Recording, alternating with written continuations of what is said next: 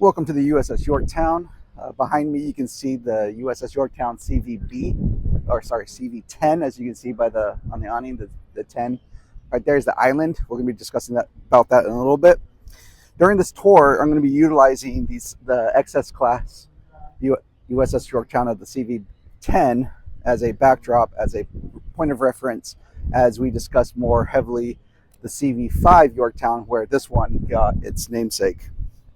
As we move about the ship, I'll be utilizing CV-10 as a reference point, and we'll discuss the efforts that CV-5 had in the beginning of the Pacific Campaign, as well as the damage received at the Battle of Coral Sea, as well as its career-ending damage and victory at the Battle of Midway. In many respects, the USS Yorktown, meaning the CV-5, was actually crucial in the victory at Midway. As the USS Yorktown that is preceding me behind me right now, the CV-10, is sailing out of the Naval Yard after it was constructed in 1943. It was originally designated as the USS Bowhunter Shard. However, because of the sacrifice that the original CV-5 Yorktown was able to, and the decisiveness that it had, they renamed as she sailed out to be the new USS Yorktown in honor of the sacrifice of that crew. Let's go ahead and move to point 2, and we'll discuss more of the impact it had first Battle of Coral Sea. Our first main starting points here is going to be in this area. During the Battle of Coral Sea, it needs to be understood that aircraft carrier fighting and tactics was a new concept in the war. Prior to the battleship was the king of the sea, but as it showed,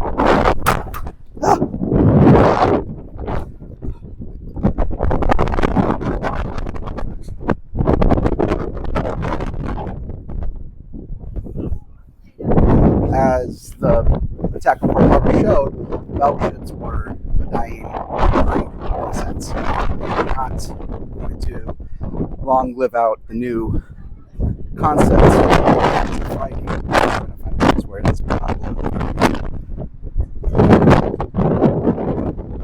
Japanese were able to utilize the concept of their newest style of combat using a new form of ship, the aircraft carrier. We needed a break. We were constantly losing really no Pacific fleet. We had 3 aircraft carriers and everything. The Japanese, they had prepared and embraced this new form of fighting to they had 6 carriers. 3.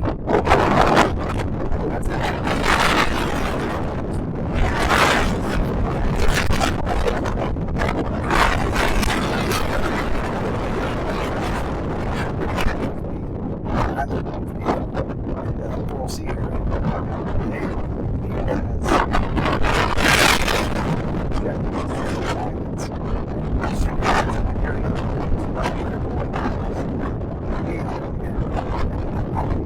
After Pearl Harbor, Admiral Nimitz was put in as the commander of all the Pacific Fleet.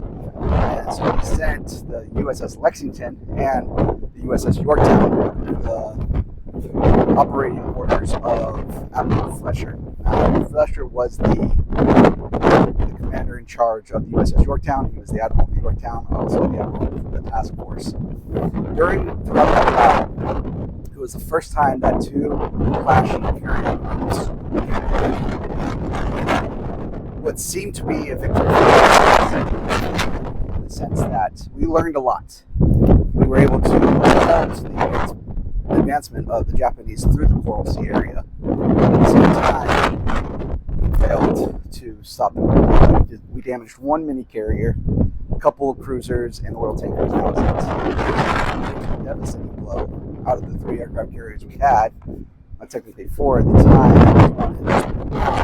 the USS Lexington, the USS Yorktown, and others, the Enterprise. The USS Lexington took a direct hit. And went under the sea just after sunset. Yorktown sailed side by side after what appeared to be a good victory the day before. Contrary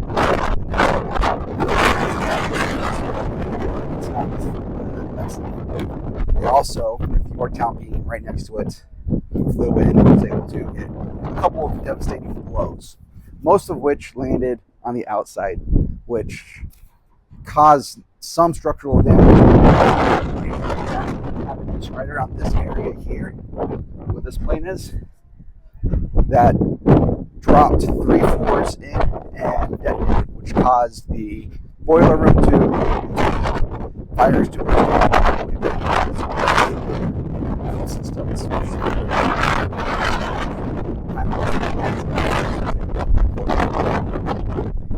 Well,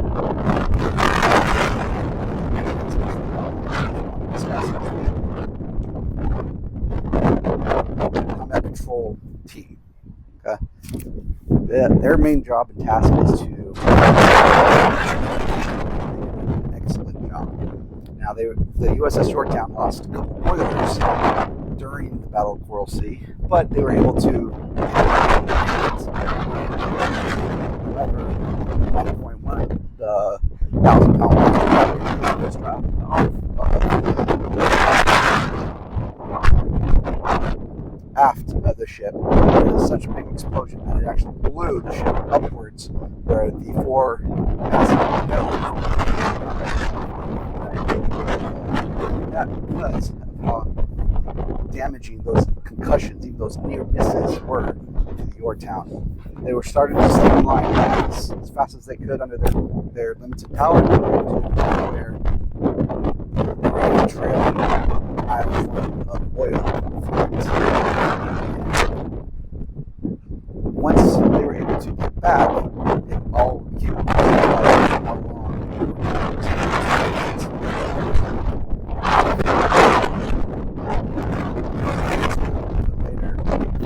out exactly inside the ship was the boiler room. But as they still trailing at least a 10-mile oil slick. Admiral Bennett was there to receive it and get it into dry dock as soon as possible, because we had just uncovered through our excellent interpreters and intelligence operators a massive operation in the Pacific at Midway. And because with the loss of the Lexington, we're down to 3 carriers. Yorktown being one of those, which we didn't fully understand the extent of the damage it had received at Coral Sea. They had estimated at least 3 months overhaul.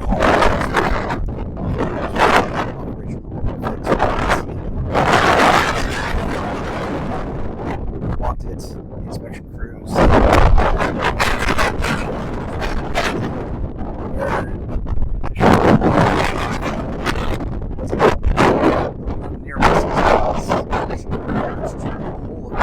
Actually from 30 different frames of rupture. That's where it was leaking oil from. So that had to be fixed. The oil room had to be overhauled and fixed. Electrical systems, fire suppression systems, radar was damaged and fixed. And there was, not to mention, a massive gaping hole right in the middle of the flight deck. So, upon seeing all this, it's hours the flagship of the aircraft carriers that the Japanese had operating outside of that area. As the Japanese moved forward through their task force known as the Kibo Butai, and our Task Force 17 in clash to attack the island before the American carriers could get to Midway. They were under the idea that our carriers would still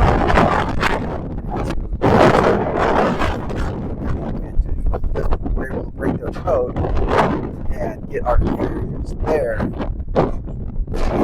ended up having the upper hand. Not going to go too much into detail on the actual battle in of itself. There's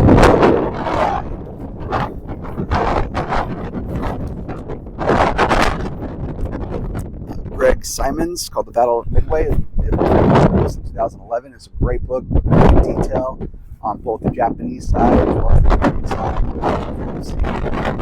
Everything that built up to the culminating event of the Battle of Midway. Full suggestion that. But as the battle raged on, we had struck gold in a sense. We destroyed 4 other 6 vehicles.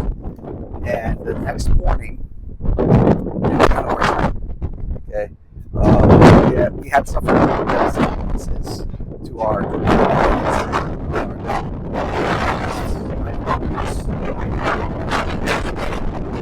but we still had enough to get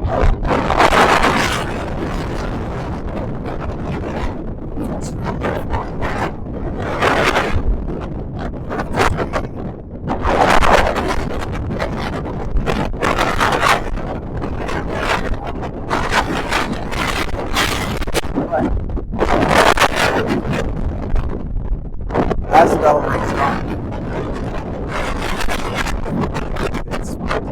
Unlike Portal C,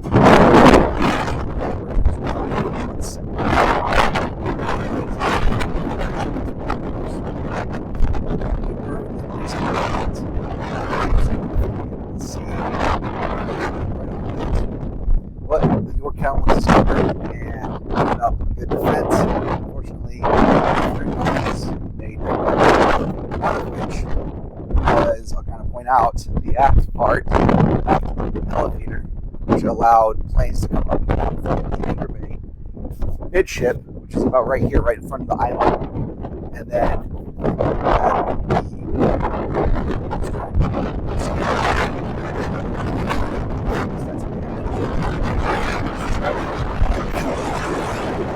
the elevator was out of commission.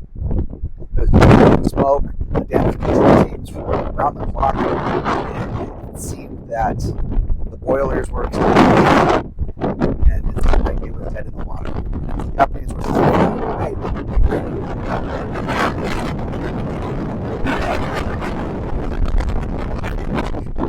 I guess at New York time, they were able to accomplish in 2 hours. They were able to get the boiler maintain not speed, which is just the into the air. All the fires are along the smoke. They patched any of the holes between the timber and all in all, it was and as the Japanese were still looking for those other 2, they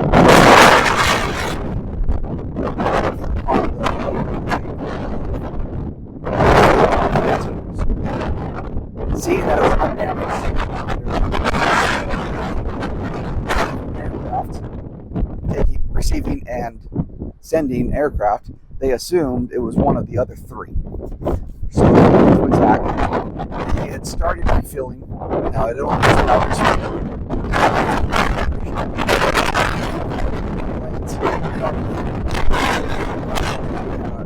got our radar fixed.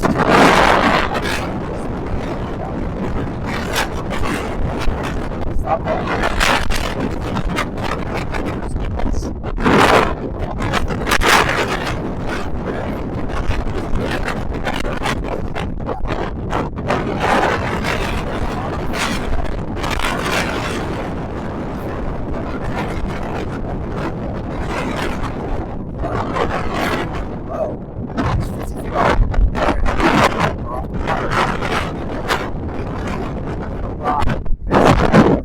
One wing.